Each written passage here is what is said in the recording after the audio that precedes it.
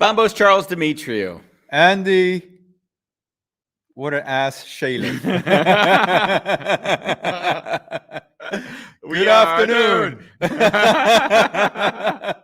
Today, Wait, we gotta. Really?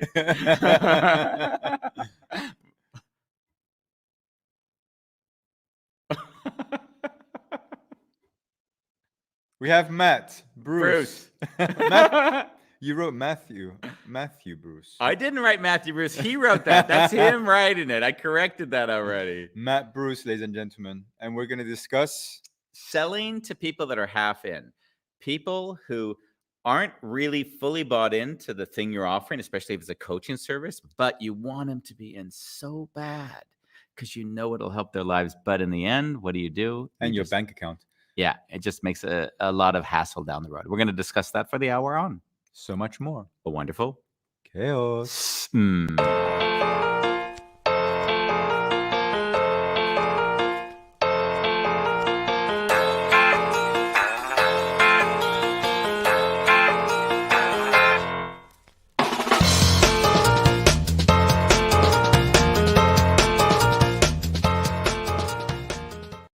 So I would like to begin by apologizing because yesterday I announced the show will be at 5.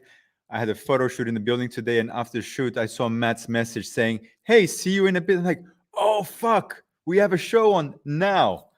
So, yes. Thank God I wasn't already out on my walk. So we were luckily enough able to do the show today. Otherwise, we would have had a scrap. Exactly. And one more thing, guys. You probably see the show later. If you're not live with us now, this is our last Wednesday. Before we go on sabbatical, it's our last Wednesday. Oh, can you feel the sound of silence, the sadness welling up? It's not altogether not true, by the way. You have been going through some emotional journey as we have brought this to a close. Well, actually, last night it hit me after our show on the donut economy. That really gave me the reality check or confirmed my internal reality check, where we have on average about 8 years if we're lucky as we are, and then we don't know. And as I was home, I realized, how do I live my life differently knowing that the expiry date is closer than what the norm would be, let's say. Yeah. And I noticed I was lying in bed. I wanted to sleep. I was really tired, and I wanted to push the thoughts away and put some happy thoughts in. Yeah. And then I thought, I can't. So I started listening to your audiobook, because anything else was your audiobooks are full of pain and embrace. Mm-hmm. So the first chapter of A Wonderful Wounded Healer, you actually say in there, which really helped me in that moment. You allowed the pain to be there and not project good or bad onto it, but just allow it to be there and loving that it's there and allowing it to speak to you. And all of a sudden, I had all these images in my mind where I have allowed that in my own life, and examples of you. And all of a sudden, when I allowed it in, I just started crying. And that was the thing I needed last night to kind of bring it to a close. It's beautiful. Yeah. I think the show, having him giving us our 8-year life expectancy of a planet that can sustain it at its current, rate. I've sort of seen that helplessness. I had to make a real a conscious surrender to allowing that to be just fine, knowing that this is just a process and it'll unfold regardless if we're here or not. Yeah. And I think that's something that it's taken me time. I know I had a hard time with it, especially when I felt towards this feeling of, we all look for ways to create some permanence after our death, right? Be it that we have kids or writing books or doing things that we think will live beyond our life expectancy. And I also see that surrendering to that, all that will also just disappear as well. It's another surrender, another level of surrender. So Yeah. yeah. So Matthew Bruce, All the way from Australia, Bay Area. I have to say, I get very frustrated with people like Matthew Bruce. And I'll tell you why. Because he has two first names. So I can never get clear in my head. Is it Matthew Bruce? Is it Bruce Matthew? Is it Matt? Yeah. And one of my best friends is also from Australia, and his name is Matthew Warren. And so now, like, I always get it confused. Like Matthew Matt. Is Warren. there a hyphen? No, it's just his first name is Matthew. His last name is Warren. Just pick one. So it's Matthew Bruce. So now it's like, is it, Should we just ask him if that's the thing that's occupying your brain right now? Because I really want you to have spaciousness in your mind as we go through this journey, as opposed to pondering on this great question. I'll work through it. There was one other thing, though. We go back to our original. What else frustrates you about life? These are the things that really frustrate me. The one thing when you said you really were loving Bruce's Matthew's activity. Now I did it myself. Oh yeah, Matthew's activity. And when you asked to like check out his page, I went to his page, and what I saw was one of the articles that he had written, which I really liked, which was how he had been navigating his work with clients that he was working with who weren't fully bought into the programs that he was offering. And I've seen, like, my entire life in general, but even specifically to coaching, selling to people that are half into anything is really a waste of time. Yeah. And yet we all do it because we're chasing the carrot. So I thought it would be nice to just discuss that a bit, because I do think it speaks to bigger themes in our lives. And then we take the talk wherever we go. Yeah. Well, it's funny because I've definitely done that in the beginning of my career as a photographer, where I really wanted and needed the business. Yeah. And it just got me into trouble to the point where the consequence of actually having someone in that didn't have a full yes, or it was a gift, so they didn't really want the shoot, but someone gifted them the shoot. Yeah. I learned so much from that. I'm sorry I did that to you. I did that twice, I think, to you. I gifted shoots to you, and those people still don't like you. What a burden, Andy. So let's bring Matthew on. And first question, Matthew. Matthew Bruce. Which one? Let's go Matthew Bruce, but I hate to break it to you, fellas. I've actually got three first names. So my name is Matthew James Bruce. So. Oh, Jesus. So Matthew James Bruce. MJB. Yeah, that's the one. So the intro, you heard sort of my lead in, and you also wrote your article. Any thoughts that came up for you as you just heard me describe that situation where someone's not fully bought in, but you really want them to do it? Yeah, I think what really come up for me is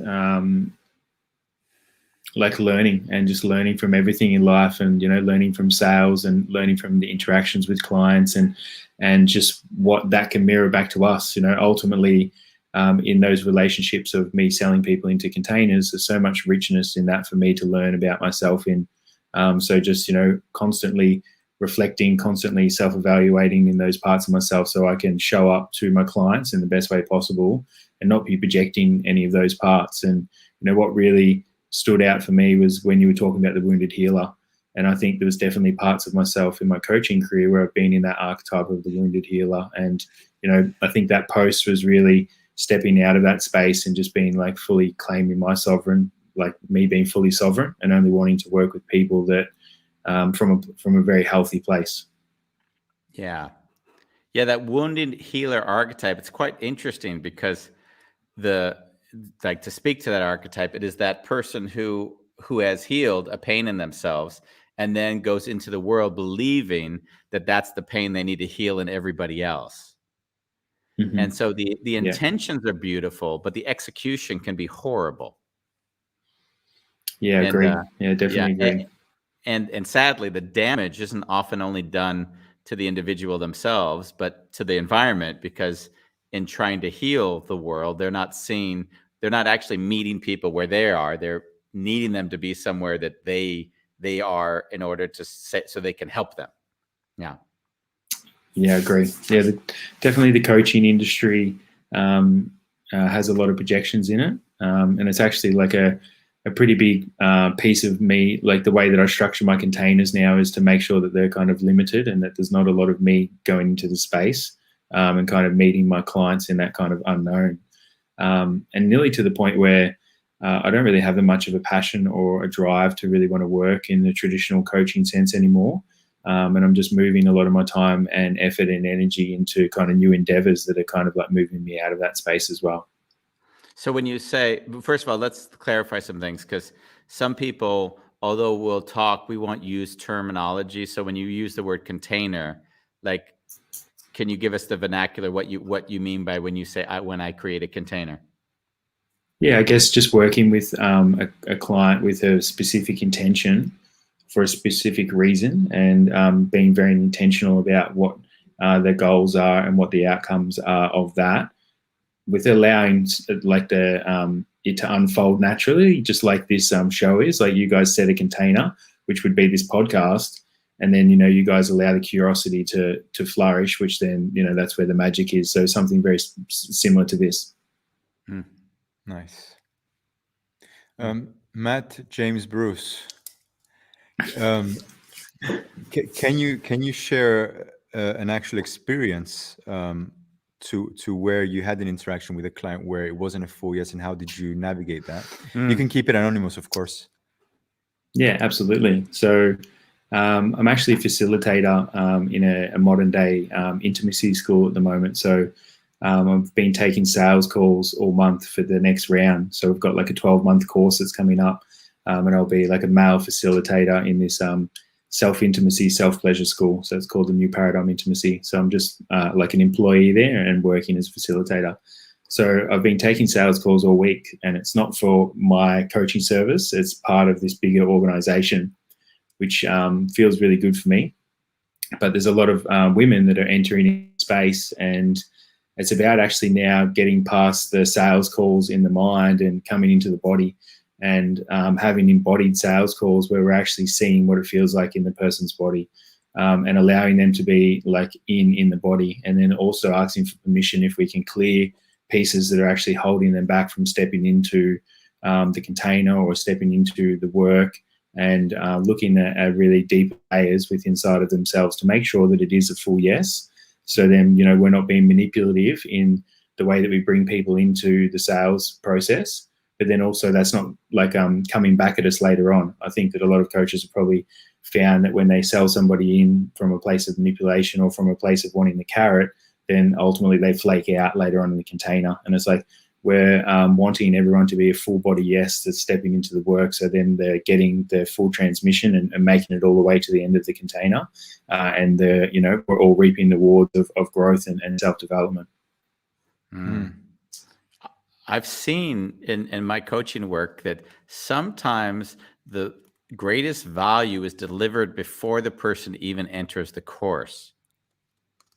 Because in a way, the thing they're having to overcome in themselves to join it often is the thing that dedicates to something that they want to do in their lives, but they still haven't made that decision. So my mentor, who I worked with, who is sweet and a bit messy, he one day told everyone in his life, if you want to talk to me, you need to give me 10% of your income for the rest of your lives.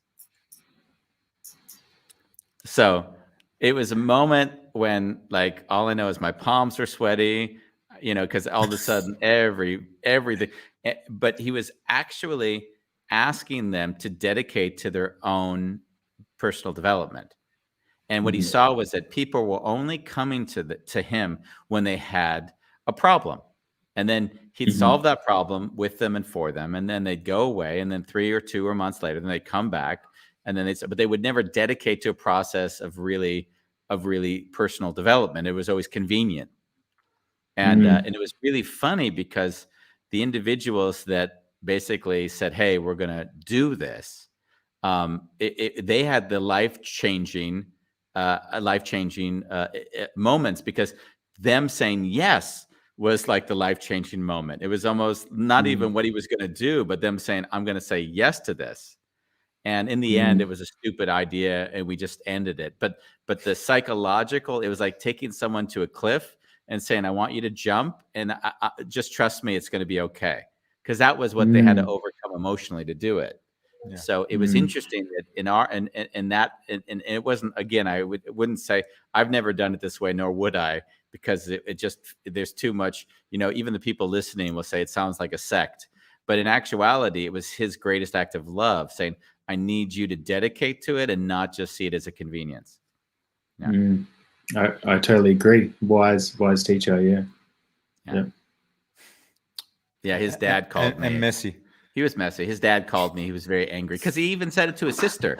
He said to his sister, you're going to have to pay me 10% of your income the rest of your life, or I don't want to talk to you anymore. Yeah, I really believe, in hearing that and then just kind of like reflecting. It's like, as humans these days, we attach so much of our worth to money. And it's like, if we have a high bank account, we feel worthy. If we're not with money, we don't feel worthy, etc. So, just the action of spending money on ourselves, and so many of our parents have, programmed us as well to not be spending money on ourselves and self-development, all of these things. So, the amount of patterns and the amount of beliefs that we're breaking through spending a large amount of money on our self-development is just like breaking out of the mold in an instant in itself. So I really see that. It's interesting. It's also very cultural. I've seen that, like, I'll work with a lot of people in different countries, and for me, like, kind of the general guideline is I'll work for 6 months together with you. There's spontaneous calls. It's 15,000 euros, and and maybe it'll be more, maybe it'll be a bit less. It just depends on the person, and because it's always within a financial mean. But it isn't because it's convenient. It's not like, oh, because I can get it cheaper, I'm going to sell it to you cheaper. And I've often found it interesting because if I'm in the U.S., where there's this high thought that I'm going to spend money for my personal growth, and that's where I want to focus, then the 15,000 will be a no-brainer. But when I'm in the Netherlands, 15,000 is like, are you crazy? A hairdresser charges 18 an hour. So that's the humorous thing I've often found, is that different realities. Yeah, the different and culturally embedded, because we have different perceptions of what something should cost. Yeah. And let's actually to speak to the actual value of having a mentor is just so worth it. The amount of money that I've been spending on my mentors lately, in the containers that I've been putting and investing in my own growth, is just I have got so much richness, so much aliveness, so much growth in every time I've spent money on myself. And exactly like you've said, the last two huge growth moments that I've had within my life have happened on day one of the container. It's like the container opened and I got my thing that you were referring to. I got my piece of insight. I got my awareness. I got my piece of growth. And then it was more around staying engaged and being the student as to where could I then continue to grow from there as well. Yeah, we've told the story a lot, but we'll share it again. Is that I did a 15-month course with a group of people, and I refused to give the course a name or tell anyone what they would get out of the course. I just said, I'm not going to do that. Like, if you want to do it, we'll do it together. And the humorous thing was that like, I had people really come and say, well, I need to talk to you about this. I'm fine. And then they explained to me, why would I do your course? I would always say, I have no idea. Like, and it was a humorous thing. And it wasn't meant to be a dick, actually. It was genuinely, this is a journey, and it's a journey you make for yourself. And all of us are dedicating to that journey, including me, because I invited other trainers in, and then I would be part of those exercises. I didn't separate from it, but I'm like, do you want to dedicate to the journey and then see where it takes us all, or do you need promises of what you're going to get and then go into every course with an expectation, and when it's not fulfilled, you'll blame whoever it is you can blame because you were told you were going to get this. Yeah. I also find... Go on. I was just going to say that quickly reminds me of like a passage of a book I read once. So this is probably one of the 10 books I've read in my life. Was an Osho passage where he spoke about the 3 different types of coaches. So he said there's like the preacher, then there's the guy who has the process, and then there's the guy who coaches from the mystery. So, I believe, what you were speaking to is coaching from the mystery. And it's kind of like when we coach with the preacher, once we leave the preacher, we're alone by ourselves. We have to, fend for ourselves. And when we're coaching with the guy with the process, we're still kind of like giving our power away. And there's still like, you're just a process, we're coaching through a process. It's kind of very that logical mind. But then it's like coaching in the mystery. It's like, what can really happen in that moment? It's like life is just following some pretty crazy rhythms these days. So when we show up in that rhythm of life and we coach from the space of the unknown and the mystery, that's where the real transformation happens. So I'm a really big fan of that. Huge fan of coaching from the mystery. Huge fan of just allowing it to naturally unfold, but also bringing a little bit of structure to it as well too. Yeah, I mean, we did have structure. We had major themes we took on each of the days, and there was one rule, was that if anyone was triggered and reacted, whatever we were discussing was thrown out the window and we just went into the reaction. And so we'd spend an hour. It would be, so content was never relevant. It was how we're reacting to the content. That was always the priority of our group when we were together. Yeah. Bambos, I didn't invite Bambos into that group, but he insisted on being there. He didn't want me there. He was going to be trouble. I didn't want that trouble in my life. I was also going to say that. Good point. Andy has been my mentor and coach throughout the years. He actually, when we met, I was very reactive, full of anger, all over the place, like as caveman and dark and reactive and unconscious as they came, that had an idea of how it should be, but wasn't grounded in it. So I think our journey together, besides spending time with someone that embodies a lot of the qualities that I love in a human being, so also through him being that way, he's very consistent. I got to embody those, and also he wrote 2 books which I've read about 30 times, 15 each. So through that, I really shifted my mindset and my way of being. Even my finances now in a good place. Relationship with my family, amazing. Like there's a celebration of life, and there's times where I fall like off path, but I see it quick enough to do something about it, or even embrace the falling off path, just to give it some words. I find that when people don't pay the full value of whatever's being offered, they half-ass it. And I'll even say, I'm speaking from experience. I go to yoga every morning, hot yoga, and there's one teacher, she doesn't let us fucking not one breath to miss a breath. So you're fully present, and she pushes us. I mean, this woman, I come out of there like dead, but I feel really the aliveness of what we did. And there's another teacher, she primes, like it's 7 a.m. class. Oh, I'm not a morning person either. I'm like, if you want to lie down through the class, please lie down. If you want to be in child's pose, if you don't want to do the pose, don't do them. And I saw that I started having a complaint in my head about her, but then I realized, oh, I have the choice. I get to choose my intensity. But there were moments where I was really tired, and that support from her, as someone that I'm paying to give me that support, it wasn't there. So I saw that, oh, I was almost going to sit down now if I didn't catch it.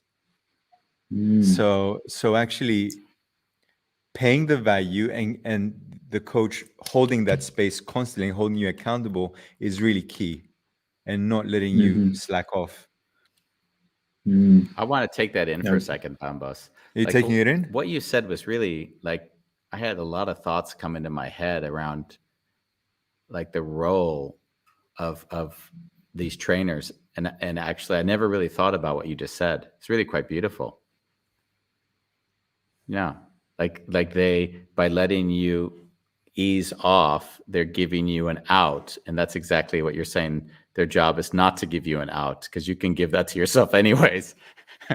Well, I can understand it's a hot yoga class. You know, people can pass out. You can always give that as a context, but 5 minutes of that priming my brain at 7 o'clock in the morning, it's a bit over the top. Yeah. And what I see, what I see in the individual, if I just share an observation, the voice is very, very light. So it's not coming from a core. That's what I feel when she's speaking. Yeah. And that's what she wants in her classes for herself. So this is not about us. Fascinating. Bambos can take things to extreme. One time we went to the sauna and I turned around and he dropped on the floor, passed out. Give some context. I worked the whole day. I didn't eat. I go to the sauna. I pass out. I'm walking around. There's 100 people, and I turn right around, and I'm not like looking. Where did Bambos go? And I'll just see him stretched out on the floor. Oh my. Yeah. Yeah. You know what that really brings up for me is having structure and discipline in our effort towards life, and to create a space where we sit in suffering, like by design. It's like life will make us suffer if we're not suffering by design. So, you know, having your suffering put into a morning routine that you're doing by choice by 7 a.m., you're then, you know, you're hitting your box of suffering for the day nearly, and then your life should be nice and smooth for the rest of the day. So I'm always a big fan of kind of like putting myself into these spaces where I can have suffering by design, and then, you know, hopefully the rest of my week and the rest of my month is nice and cruisy. Did you get that? No. He said something that really where I've seen you, and I've never heard it put in the context that Matthew just put, which was that in some ways I've often seen the routines you're doing, like getting up at 4 or 5 in the morning and jumping in ice cold water, and, you know, when it's snowing outside, you know, that like there is a degree to which he just used a word that I hadn't heard, phrase, suffering by design. It's almost like, would you say, can you connect to that? Yeah, definitely. Yeah. I was with a group of friends on Saturday. I'm having a kind of goodbye party because I'm leaving Holland for 3 months. And I was just with my bros. And yeah, you weren't there. So what came up is, we live in a society full of comfort. You open the fridge, there's food, there's convenience. You turn the water, there's running water. You can take long showers. You've got heating. So introducing that discomfort, it makes you find that edge in yourself. And I still can't put words to it. Like if anyone says to me, say why you do what you do, all I know is when I know what happens when I don't do it. I'm not very grounded. I'm not very present. I'm not very grateful. Like I get to feel alive. And I'm cultivating an energy. I would say, as a man, cultivating that energy and moving through sitting in ice water for 6 to 10 minutes, or doing hot yoga straight afterwards. It's like you get to see your mind, how it complains. And it's just a noise which complains. And to what degree do you take this seriously and let it overtake you, or I see you and we're going to breathe and relax into the discomfort. Yeah. I love that. And one of the things that I've like kind of been exploring over the last couple of years is also like ditching my practices as well too. And it's like, you know, I think sometimes I've held on to my practices in the past as like a bit of a band-aid to put over some of the pieces within inside of myself that I could really let go of.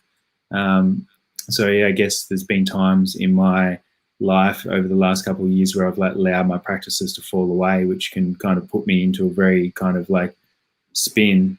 But then ultimately that's where some of the biggest growth has been for me personally, and it's kind of just like honoring that and honoring the intuition to, you know, to allow myself to really unwind, to get real messy and to love myself in the messiness.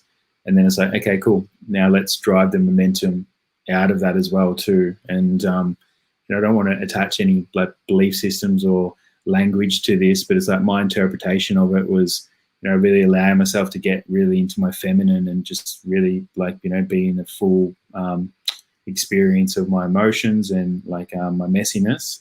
And then, once I've reached that full potential of that space within inside of myself, then put the structure around me like Kundalini yoga or breath work or these kind of tools, and bring myself out of that. And I think, sometimes in this modern era, when we're trying to, have men's work and these certain tools, and we're trying to keep men accountable, and, you always got to be signing up to those agreements, and you've always got to be showing up. I think sometimes we can kind of like be caught in the doing and the action piece as well too, and kind of not really get below that and experience what life is like below the ice baths and below the daily practice as well too. So it's like there's beauty in both of them, but there's also been some really beautiful growth underneath them in my experience as well too.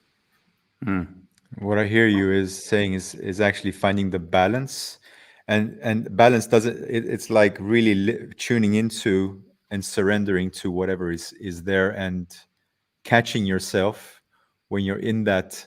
You call it surrender or turmoil or this messiness, and even loving yourself in that. I really love that. Yeah. Yeah, and nice. Also, the challenge I've often found working with or interacting with people who are going to men's groups, like the groups themselves will often be self-defining and have identifications where people say implicitly, this is right, or this is wrong, or this is better, this is the way it should be done. And I see that bleeds into their interactions with others. So, so I've often seen these people in the groups are totally not present because they have an idea of what it means to be present. So it's not embodied. So It's in the they head. bring it into the discussion that I'll have with them, where I'll be very open. So I'm in general very open and candid and connect with them very intimately. But then they'll say, no, we have to do it this way. Okay. Yeah. What makes me have to do it this way? Yeah, because in this way, this is how it works. And it's like, hold on, no, we could just be this. What's the hardest thing for you in your life right now? Like let's be genuinely deep, drop down to the emotion without having a construct that we create that makes it so that we feel safe. Let's just be safe. That feeling. Yeah. Yeah. That's been. And I think, for myself personally on my journey, that was one of my biggest challenges. Like, showing up in a certain way was like, a lot of the love that was deprived of me from my father when I was a kid. I needed to show up in a certain way to be loved and to be accepted. So, to show up purely in the moment openness in what you just referred to and be fully accepted, like that is the magic of being a human being. And to put structure in that is like, normally how a lot of us were brought up in our family homes as well too. So, they're trying to put structure around the child or structure around the way that we need to be educated or the way that we need to be like brought into society. And it's kind of like, that's where we lose our shine, and we lose those those very individual pieces of ourselves. And when we reclaim them in men's work, especially, like, that's where the magic is for us. So bringing this back to the subject, actually, we have selling to people that are half in. Yeah. The way you're speaking, it feels like, it sounds to me that you've really cultivated in yourself a kind of groundedness where this is not even happening anymore. Like I can imagine that, like the Matt that I'm talking to now, how does he deal with these interactions when people are half in? Yeah. I wouldn't entertain somebody that's not half in. And it's just more around actually, guiding them. And, if I hop on a sales call now, it's like, why are you not all in? And it's like, I wouldn't even help process that for that person in that moment. It's like, let's drop into, why you can't commit to this. And, if we can help facilitate that and process that in that moment, then they can be all in. Normally it's like a part of them of why they're not all in is like fear or worthiness or those pieces. So it's like helping facilitate that for somebody to come all in the actual call itself, or, just trusting that it's not the right timing for them and or for myself as well too.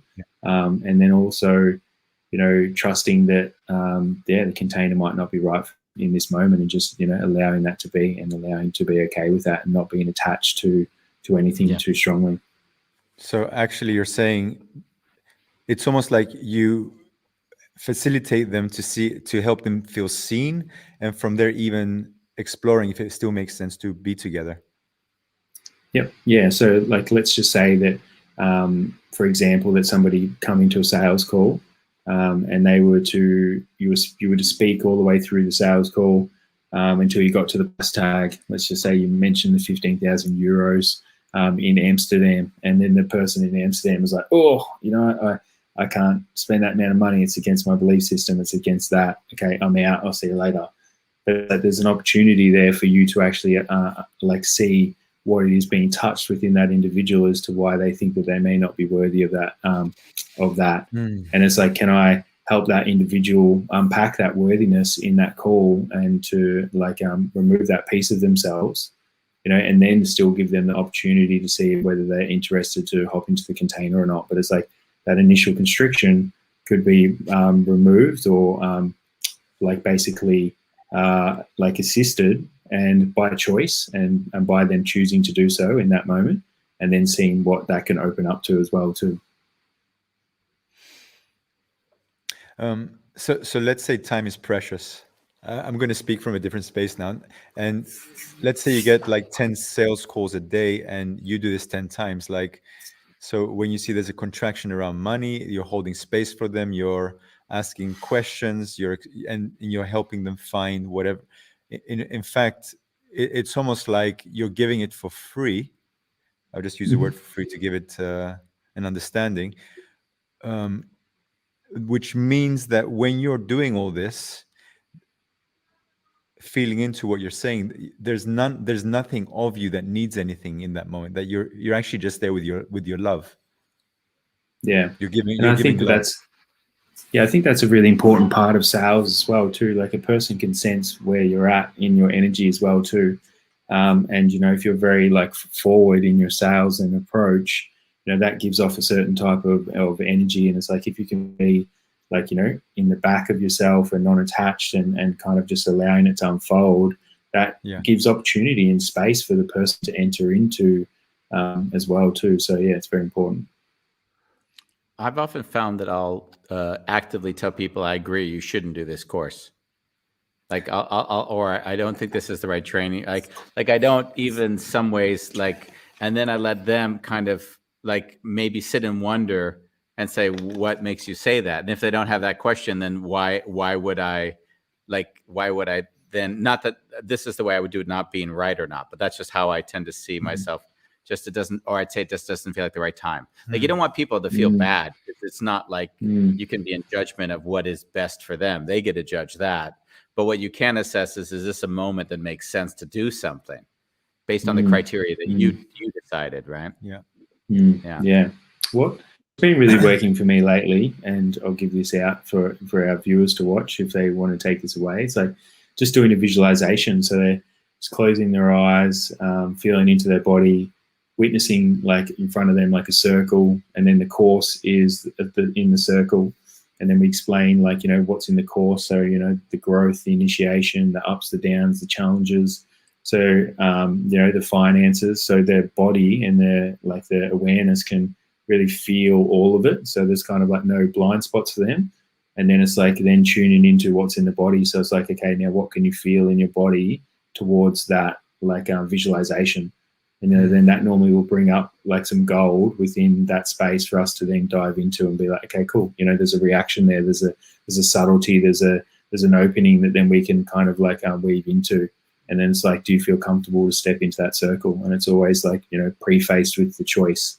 It's always, do you feel comfortable to hop into your body? Do you feel like you would like to let go of that? Do you feel like you would like to step into the circle? And then that's really important for me.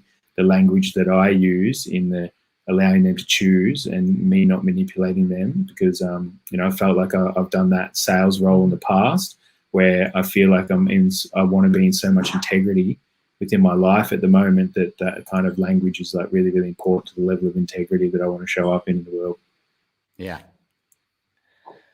I'm a photographer, as you know, so I've discovered enough times to be fully transparent in how I work, what the costs are, if there's additional costs. Like I fucked this up so many times where people came in having expectations, which I did fulfill, by the way, most of the time, because they'd be resentful if I didn't. And I really learned the hard way.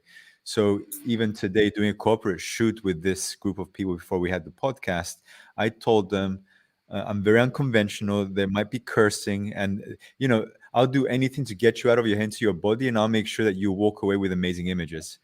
And it's not a science, by the way. So if you come feeling like shitting, you're holding on to that, then there's only so much I can do.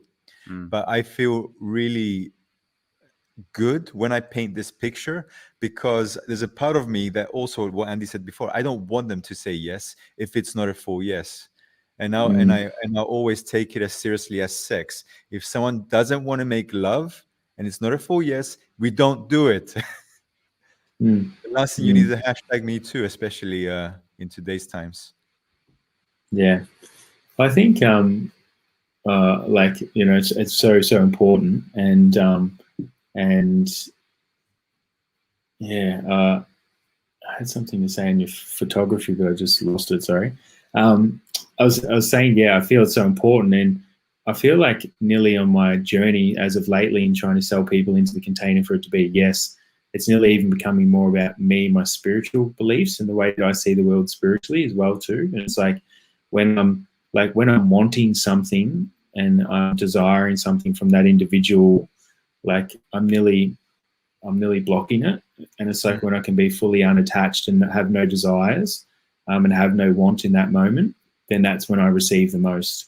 So it's like nearly, in every sales call, I go into every sales call with, not having a want or a desire, and because that's where I'm my most freest, and I'm free in every aspect of myself, which then allows me to, be super magnetic and have the life of my dreams. Yeah. So let's say my life, let's say there's a moment where my bank account is going empty. And then I see that whatever I do in terms of sales, it's coming from fear. And for me, the best thing to do is stop. Like, take a day off, do something, breathe, whatever. But for the love of God, don't do those sales calls today. How does it show up in your life when you're having a day where you see that you're not so clean in your energy? Yeah, if that happens, by the way, I don't want to say it does. Yeah, no, absolutely. Like, so I'm in a relationship with my partner, and we're negating conscious relationship, and we're diving deeper into our love, and we're moving through layers, etc. And I can notice that when we have a bit of a breakdown in our communication, and then we might be like journeying something, which, is probably part of our childhood, or, something that can bring us deeper into relationship, I can notice that the money in my life will cease nearly. And it's like my money dries up, my potentials dries up, and everything's just kind of put on pause. So, if we're tracking our life with a correct level of awareness, we can be like, oh, okay, cool. There's like something for me to process. And, it might be fear, it might be scarcity, it might be my heart, it might be some form of contraction on some layer, but it's then taking the time and space to be like, okay, cool, what is this? And allow myself to unpack it, and then my life starts to flow again. Nice. You've been a little bit quiet. Are you digesting? Yeah, I'm just taking it all in. Nice. I like leaving a lot of space. I see when people talk, there are things that connect with, and I notice that if I continue connecting, that I don't leave much space for you to navigate your stuff. So I sort of just let my mind sort of jot a note here, and then I always have 20 things I can discuss any given moment. So I kind of want to poke into his military background. Yeah, we didn't discuss that to the start, but you spent time in Afghanistan in service, in the Australian service. So like, yeah, that's correct. So like, we have a prejudice. Yeah. Okay. What is it, Bambos?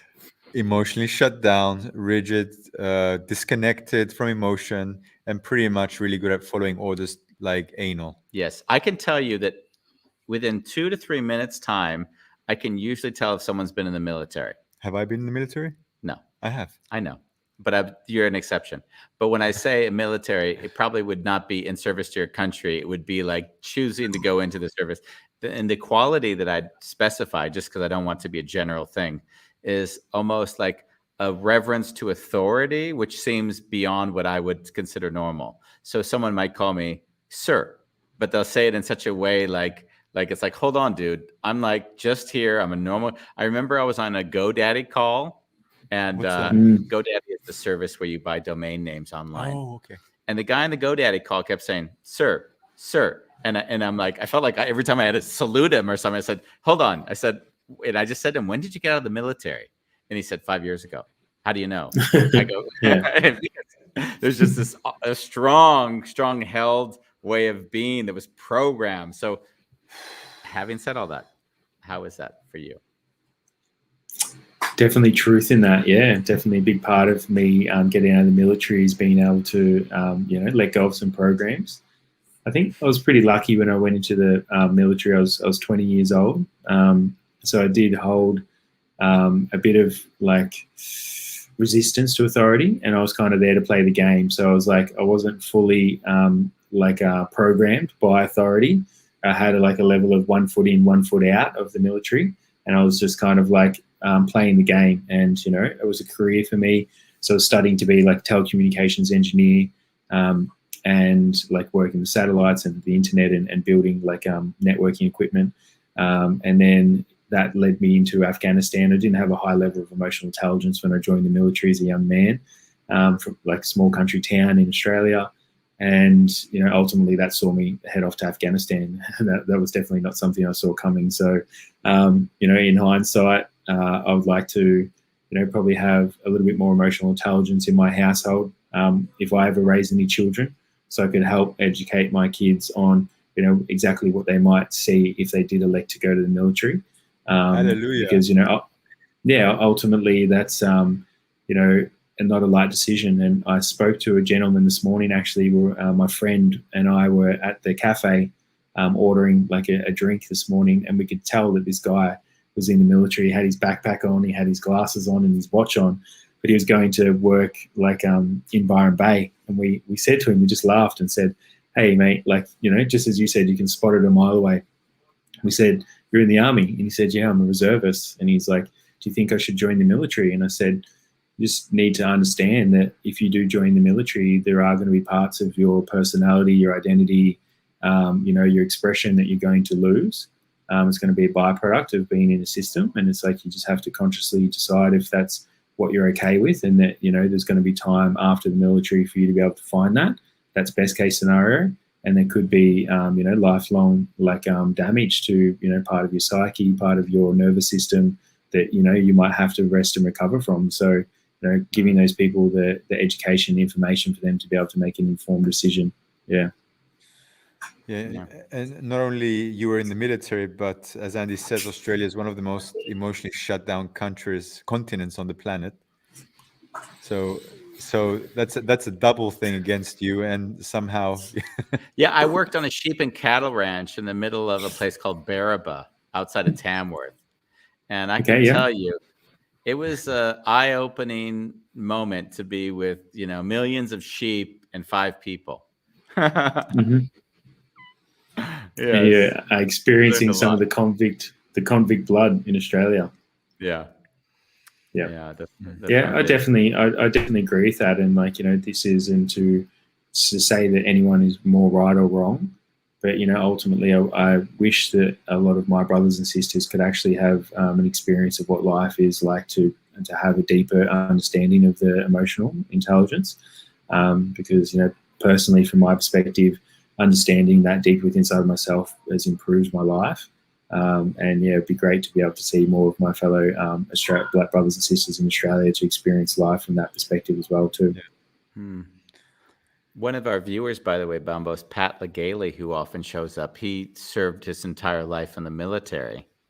And when he got out, he we hadn't spoken in, I don't know, 35 years. I hadn't spoken to him at least. And he called me via Facebook, and we talked, and he shared with me that after a lifelong military, living in the military for that long, he said coming out, it was really, and still is, very hard for him to just adjust to society, just to like integrate back into society. So he's really had a rough time of it.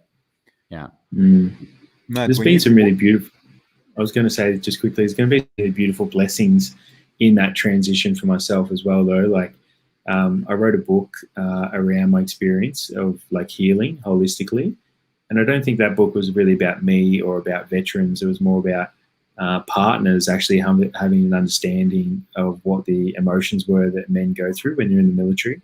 And the amount of partners that I've had that have reached out to me afterwards that are like, whoa, now I actually understand the emotional aspects of what my partner was going through in being in service. So it's like a really beautiful byproduct of me being able to go through that experience is to write that book, that all of these partners can have an experience of what their men were actually going through, or what some of their coping mechanisms may have been, or driving those behaviors from the disconnection or disassociation, or their conditioning in their nervous system as well too. So yeah, as sucky as it was at some points in my journey, when my hands were in my face and I was in a state of hopelessness or rage or anger, and really deeply within those visceral experiences, there has been like a lot of beauty in it as well too. Yeah. So what was the experience you had which had your hands in your face? Oh, I've had a few of them. I remember so I actually like quit my job after the military and went on like an Eat, Pray, Love tour. So, have you ever heard the book Eat, Pray, Love, or the movie Eat, Pray, Love, where that chick goes to Bali and she goes to Ubud? So Julia Roberts, my friend. Okay, Julia She's Roberts. Not that yeah, so chick. I went to She's Julia Roberts. Come on, let's go there. And so I went to Ubud and started to use breath work and meditation as a way to connect to myself.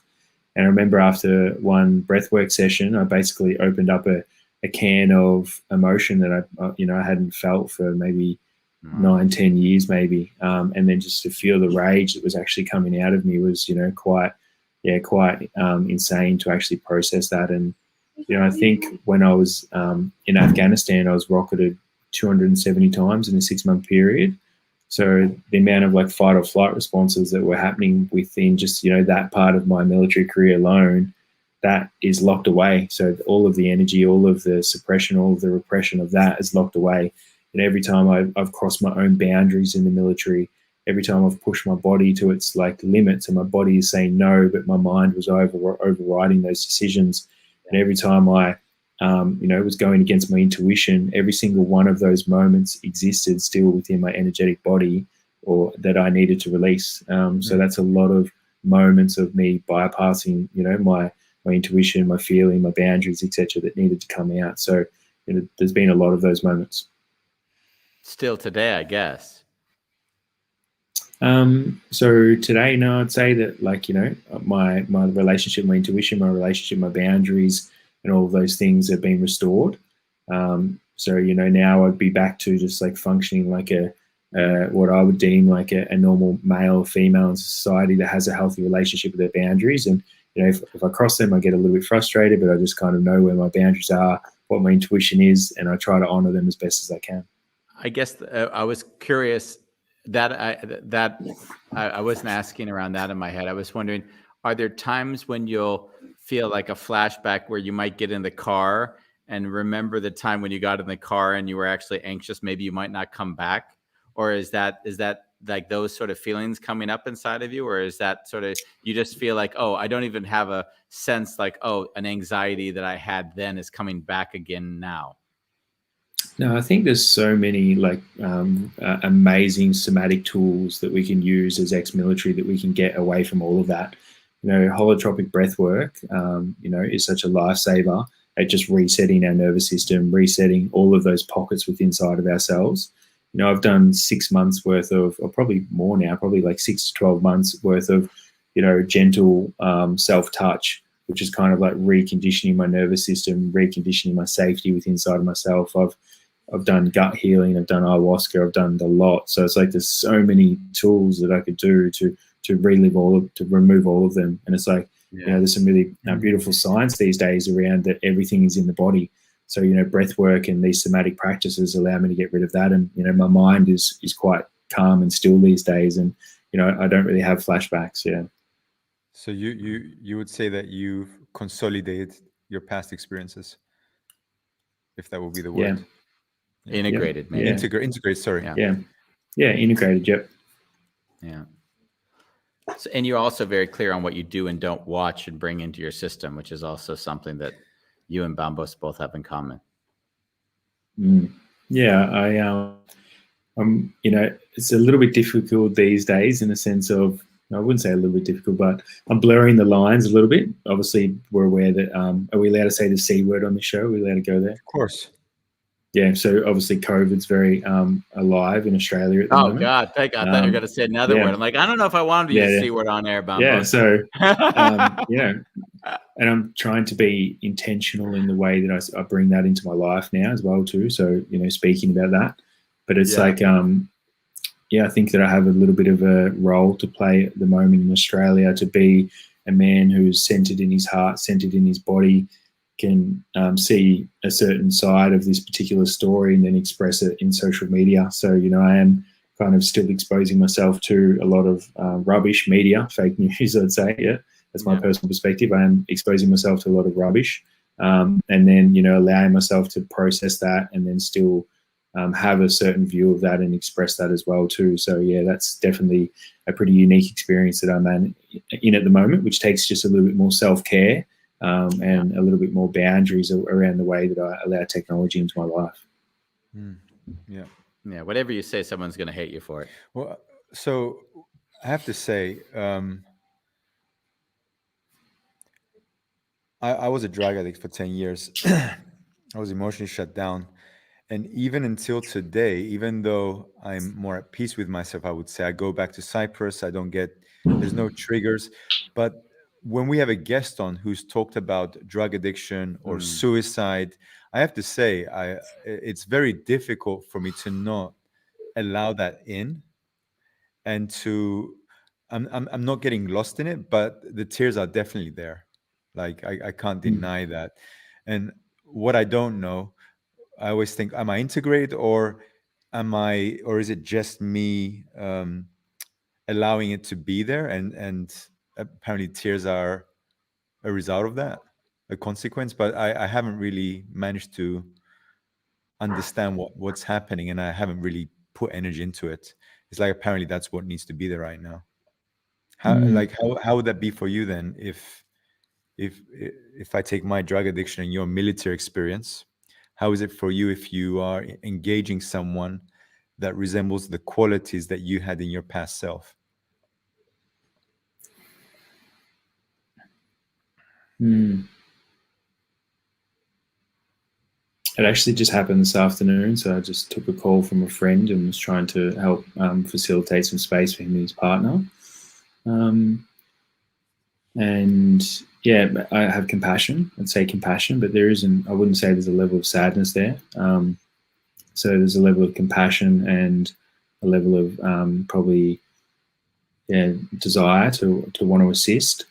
But yeah, I'm a softie these days, Bambos. Like, I don't have to see an ex-AJ or an ex-military person to have tears well up in my eyes. Like, that could happen nearly 2 or 3 times a day. Like, whether that's like a person's story or something in the media, like my heart is so open that it can be touched multiple times. And, I was just let's take it back to sales again. I was just on a sales call the other day with a 21-year-old girl who was looking to come into this container, and she made me tear up just from how wise she was as a human being, the language that she was using, her how grounded she was as a 21-year-old, how much potential I saw in her as a human, how big her visions were, made me tear. Like, I had tears in my eyes. So, there's always those avenues to be able to to tear up, to connect with the beauty of life or the sadness of life, the aliveness of it within my heart. But particularly around the military, there isn't an actual a soft spot that causes a welling for me personally. Yeah. Nice. I have some thoughts on it, but I'd like to talk about them off air. Not because I don't want to talk about them on air, just because our time is we're at our hour. Also, just want to say I really appreciate the production So out of all of the podcasts I've been on, this is probably, my 40th podcast. The production, the introduction, the music, the backstage area. We Love saw it. you. You We guys- saw you headbang into our tunes. Yeah, I Yes, was we like, noticed you were enjoying the music. Yes. yeah, love it.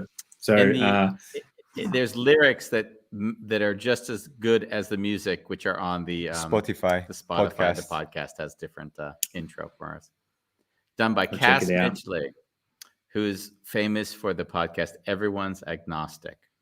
Over 1 million listeners who are of unaffiliated religious faiths who come together to bash Catholic religions, and they get 1 million viewers. He gets more listeners on one of his shows than we get on all of our shows combined. I know. I think when we reach number 500. Thank you, Matthew. Thank you, Matthew. Matthew James Bruce. I learned something new today. Yeah, it's great being with you. Thank you, Much brothers. love. Yeah, thank you Much very love. much for having me. Thank Yeah. you. Till next time, we'll find another reason to get you back on again. Bye. Ciao.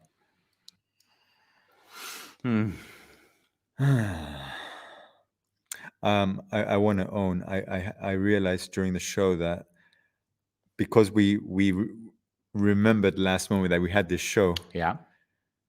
I had an appointment, so I had to quickly just text to say, "Hey, listen, I'm on the podcast." Yeah.